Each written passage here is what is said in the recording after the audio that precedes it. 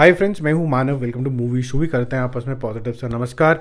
कभी कभी कहते हैं ना, कोई बंदा श्रापित हो गया, कोई फैमिली श्रापित हो गई, तो बहुत ही टैलेंटेड फैमिली जो कि देओल फैमिली है। सनी देओल ले लीजिए, बॉबी देओल ले लीजिए, अभय देओल ले लीजिए, धर्मेंद्र देओल ले लीजिए।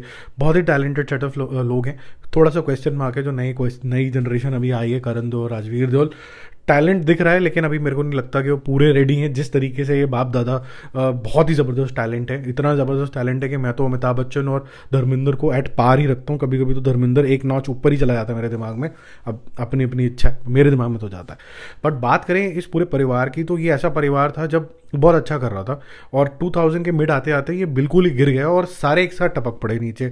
ना धर्मेंद्र चल रहा है, ना सनी देओल चल रहा है, ना बॉबी देओल चल रहा है, ना अभय देओल का लॉन्च होता है, थोड़ा सा रिकग्निशन आता है, वो भी नहीं चलता है। फिर अचानक से लास्ट 2 साल में सब चलने लग जाता है, थोड़ा थोड़ा रिकग्निशन आना शुरू हो जाता है। सनी देओल की वेट होनी शुरू हो जाती है, गदर 2 आ जाती है, ब्लॉकबस्टर हो जाती है, ऑल टाइम ब्लॉकबस्टर हो जाती है। बॉबी देओल के 2-4 वेब सीरीज आ जाती है, रेस 3 आ जाती है। फ्लॉप मूवी के अंदर भी बॉबी देओल चमक जाता है, एनिमल आ रही है। तो ये सब कुछ बहुत कुछ हुआ। इससे फ़ायदा ये हुआ कि एक बस बन गया देओल फैमिली के इन एंड अराउंड। और देओल फैमिली में सनी देओल के पास आज की डेट में 7 बड़ी पिक्चरें हैं जो वो बहुत ही जल्दी रिलीज़ करेगा, और ये आने वाले 2-3-4 साल के अंदर ही रिलीज़ हो जाएंगी। हर साल 2 से 3 पिक्चरें इसकी मिनिमम रिलीज़ होंगी। तो वो क्या मूवीज़ हैं उसके बारे में डिस्कशन करते हैं।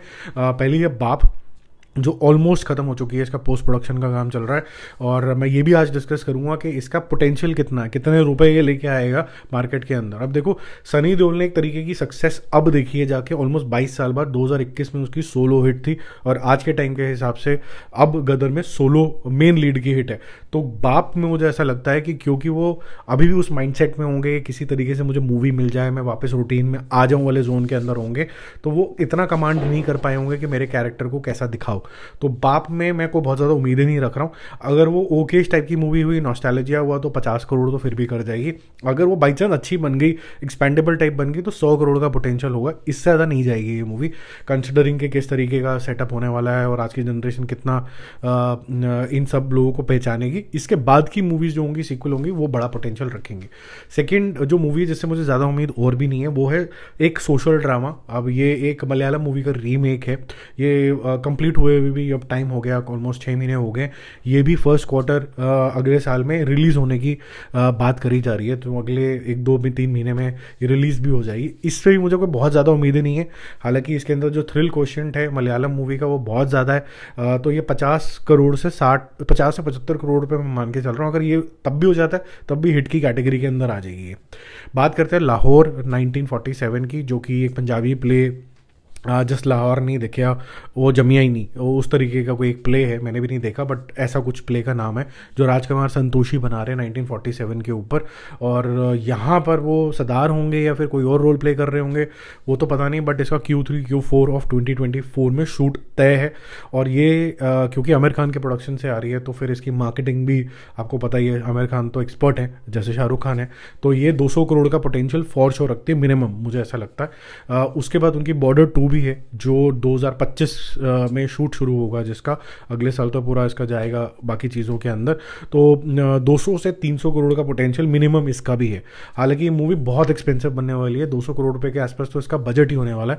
तो 50 करोड़ रुपीज़ की तो शाहरुख की इतनी सारी मूवी आ गई ना, सनी देओल की अलग से एक फीस ही होने वाली है। तो ये काफ़ी महंगी बनेगी। तो 300 से करोड़ रुपए तो आने चाहिए इसके अंदर। और अगर जिस तरीके की बनाते हैं JP दत्ता, वैसी बना दी तो फिर स्काई इज द लिमिट। उसके बाद रामायणा भी है उनके पास, नितेश तिवारी की, जो कि 2024 में शूटिंग शुरू होगी मिड में।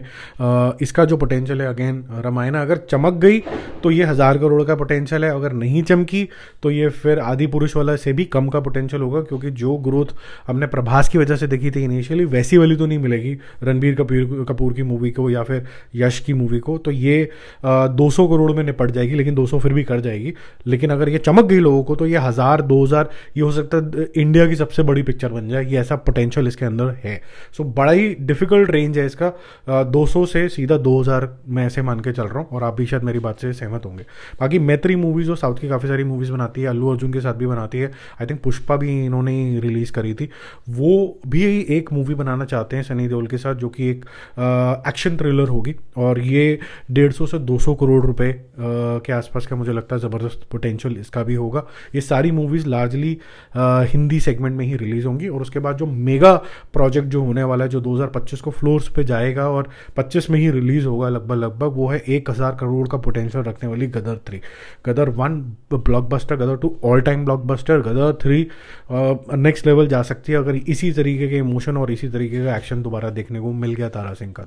तो इतने सारे करोड़ जो हैं सनी देओल दोबारा से अपने कंधों पे लेके चल रहा है। इसमें एक बहुत ज़्यादा इंस्पिरेशनल स्टोरी भी है कि कभी कभी आपको लगता है कि मैं डस्टेड हूँ और मैं 66 साल की उम्र में अब या 65 साल की उम्र में अब क्या कम बैक करूँगा, क्या मेरे पोटेंशियल रख सकता है। बट जैसे कंटेंट चेंज हो रहा है, लोगों का नज़रिया चेंज हो रहा है, थोड़े और लोग मॉडर्न हो रहे हैं, लोग चांस दे रहे हैं, और अगर अपनी एज आप प्ले कर लोगे इनके अंदर, तो फिर आप क्या बाउंस बैक करते हो कि इंडस्ट्री के 2-3 हज़ार करोड़ रुपए आपके ऊपर लग जाएंगे। पोटेंशियल तो एटलीस्ट इतना ही है, 3,000 करोड़ तो दिख ही रहा है। अगर मैं रामायण का हायर साइड लूँ तो 2,000 करोड़, गदर 1000 करोड़, 700 तो कर ही दिया था। बाकी भी अगर आप मान लो 1000 करोड़, तो 3,000 से 4,000 करोड़ एक इंसान के ऊपर लगे हुए होंगे कि इतना ये रेवेन्यू लेके आ सकता है। और अगर आ गया साथ में इस तरीके से और साथ इस तरीके की हिट हो गई, तो सोचो सनी देओल की जो 8वीं मूवी होगी उसमें क्या पागलपन होगा। और वो तब तक 70 साल के होने वाले होंगे, और 70 साल की उम्र के अंदर कोई एक ऐसा इंसान जो अपनी 1000 करोड़ रुपए की मूवीज़ के आसपास की चीज़ों का डिस्कशन कर रहा है, that will be some achievement for some star in Indian film industry. बाकी जल्दी मिलते हैं और अपडेट के साथ। If you liking this content, don't forget to subscribe with all notifications on. Bye bye.